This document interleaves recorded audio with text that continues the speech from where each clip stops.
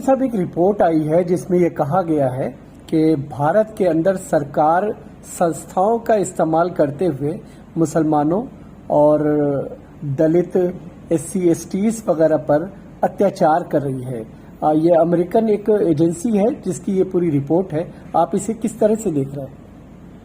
ये कोई पहली रिपोर्ट नहीं है। जितनी भी ह्यूमन राइट्स की ऑर्गेनाइजेशंस हैं और यूरोप में और अमेरिका में, वो पिछले 3 साल से यही बात दोहरा रही हैं। अफसोस ये है कि हिंदुस्तान के अखबारात इस मसले पर खामोश हैं। सरकार डिनायल मूड में है, वो कहती सब झूठ है। हकीकत तो सबको मालूम है कि आज़ाद हिंदुस्तान में, और मैं समझता हूं कि हिंदुस्तान की तारीख में भी इससे ज़्यादा मुसलमानों पे खराब हालात कभी नहीं हुए कि आज मुसलमान को इस हद तक खौफजदा कर दिया है। बदनसीबी आप ये सोच लीजिए कि आज उसकी हैसियत ये है कि उसके नाम पे इलेक्शन लड़ा जाता है कि कौन पार्टी मुसलमानों के साथ नाइंसाफी कितनी करेगी और कितना मियाँ लोगों को सबक सिखाएगी, उसी की पावर है। यानी मोदी साहब की पॉपुलैरिटी का जो सबसे बड़ा पोजीशन है, तो आम पब्लिक ये कहती है कि मियाँओं को सबक सिखा दिया है। आपको याद है कि अमित शाह ने बयान भी यही दिया था कि 2002 भूल गए। तो ये जब चीजें जब पैदा हो जाए, इंटरनेशनल कम्युनिटी बोलती है, UN में भी कई बार ये डिस्कशन में बात आई है, लेकिन मुश्किल इसमें सबसे बड़ी यह है कि दुनिया अब तिजारत पे चलती है, मार्केट। हिंदुस्तान एक बहुत बड़ा मार्केट है, इस मार्केट को कोई खोना नहीं चाहता। हुकूमतें जो हैं इस वजह से एक लेवल के आगे नहीं जाती हैं, लेकिन अगर अब वहाँ की आवाम से मालूम करें तो ये इंटरनेट और व्हाट्सएप और ये इसका जो दौर है, ये पूरी दुनिया को मालूम है। अब ये राहुल गांधी ने वहाँ बातें की लंदन में, और यहाँ कहा गया कि अरे साहब बड़ा बदनाम कर दिया। तो कोई नई बात थी? राहुल गांधी ने कोई नई बात यहाँ की थी? यही बात वो यहाँ भी कर रहे थे, हिंदुस्तान में भी कर रहे थे और बराबर कर रहे थे। यहाँ अखबार छाप नहीं रहे हैं, नदिया के वहाँ के अखबारों ने छापा है, वहाँ के मीडिया ने दिखाया है। वहाँ का मीडिया जो है वो आज भी ईमानदार है, यहाँ का मीडिया जो है वो गुलाम है, तो वो दिखाता नहीं। अब उसको एक मौका मिल गया। तो हकीकत यह है कि ये पूरी दुनिया पे पावर है कि ये हुकूमत दलितों के, पिछड़ों के और बिलखुसूस मुसलमान और क्रिश्चियंस के शदीद मुखालिफ है। बल्कि अपनी हुकूमत में पावर में आने की उनकी वजह भी यही है, क्योंकि हमारी मुखालिफत में हम कैटलिस्ट हैं, हम जोड़ते हैं। मुसलमान को ऐसी हैसियत बना दी है, यानी कि दुनिया के जितने मसाइल हैं, खासतौर से हिंदुस्तान की जितनी प्रॉब्लम्स हैं, वो हमारी वजह से हुई हैं। तो जब ये शक्ल पैदा हो तो जाहिर है कि अफसोसनाक है। कम से कम मैंने तो अपनी जिंदगी में इतना बुरा वक्त तो कभी सोचा ही नहीं था, और कभी ये भी नहीं सोचा था कि हिंदुस्तान में मेरे आने वाली नस्लों का कोई मुस्तकबिल है या नहीं है।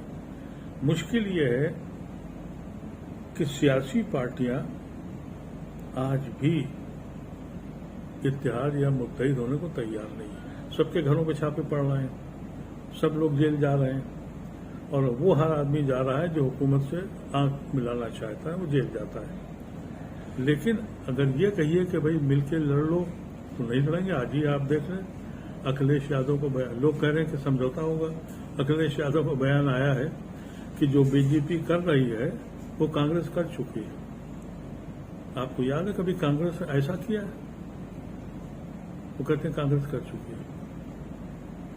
तो अब जब ये नवैयत हो जिसको आप सेकुलर पार्टियां कहते हो, वहां होड़ क्या लगी हुई है? होड़ ये लगी है कि कहीं मेरा मुस्लिम वोट कांग्रेस न ले जाए।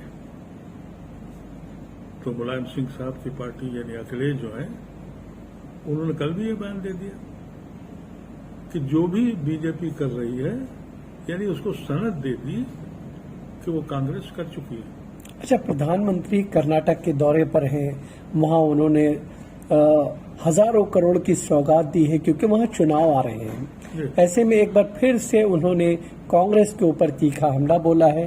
साफ तौर पर उन्होंने कहा है कि कांग्रेस उनकी कब्र यानी मोदी की कब्र खोदने की तैयारी कर रही है, जबकि जनता मोदी के साथ है। अपोजिशन का काम यह है कि दूसरी पार्टी की मुखालफत करे। मोदी साहब की पार्टी कांग्रेस को गाली देती है, कांग्रेस उनको गाली देती है, ये काम ही उनका है एक दूसरे को हराना।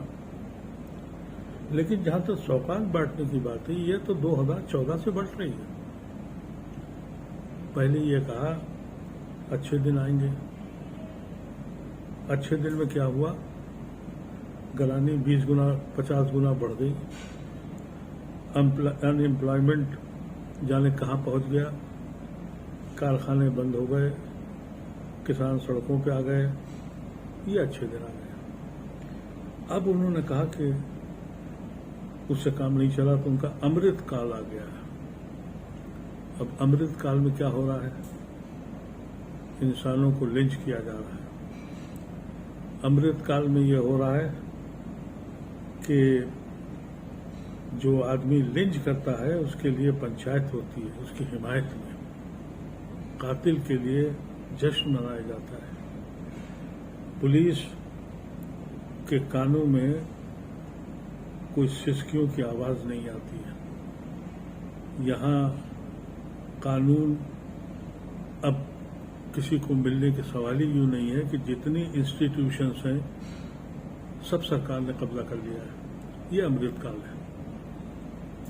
तो अमृतकाल भी चल रहा है, लेकिन एक तबका है जो कह रहा है कि साहब मोदी ही मियां को ठीक कर पाएंगे, और वो बहुत बड़ा तबका है। उसके खत्म होने की तो मुझे तो वो उम्मीद इसलिए नहीं है कि ये जो रीजनल पार्टीज हैं, आप देखिए अभी उनकी टीआरएस अब क्या बीआरएस बन गई है।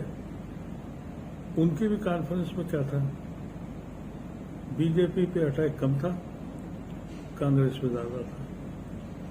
आम आदमी पार्टी का भी यही है।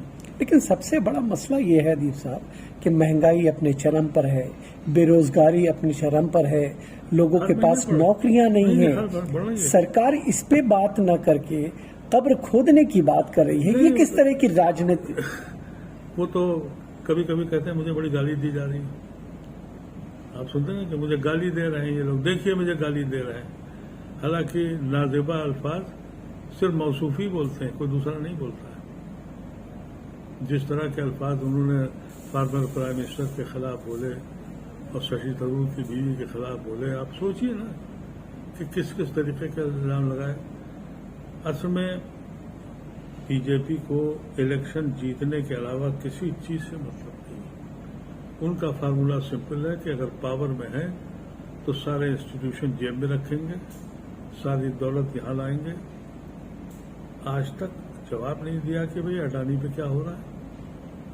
लेकिन लालू के घर में 14 साल 8 साल के बाद मुकदमा जो खत्म हो गया तो फिर शुरू कर दिया। एक बीमार आदमी जो अभी किडनी ट्रांसप्लांट करा के आया है, वो उसके इंटरव्यू चल रहे हैं, उसके बच्चों के चल रहे हैं, दुनिया देख रही है। लेकिन मुश्किल ये है कि अवाम में अब एहतिजाज करने की सलाहियत नहीं है, या तो खौफ और डर से इतना शदीद हो गया है कि वो हिम्मत ही नहीं कर पाते। दुनिया में तो दस्तूर हमने ये देखा था यूरोप में कि डबल रोटी की प्राइस बढ़ गए तो लोग सड़कों पे आ गए। कहीं जरा सा कोई प्राइस किसी चीज का बढ़ा तो लोग हंगामा खड़ा कर देते हैं। यहां कुछ करते रहो, रोज अखबार टीवी पे देखते रहते हैं कि आज दूध के दाम इतने बढ़ गए, कल से फलाने के दाम इतने बढ़ गए, फलाने। ठीक है, बढ़ गए, क्या फर्क पड़ रहा है, मोदी तो है। तो जब ये करिश्मा हो तो तबाही की आखिरी सतह पे तो है ही है।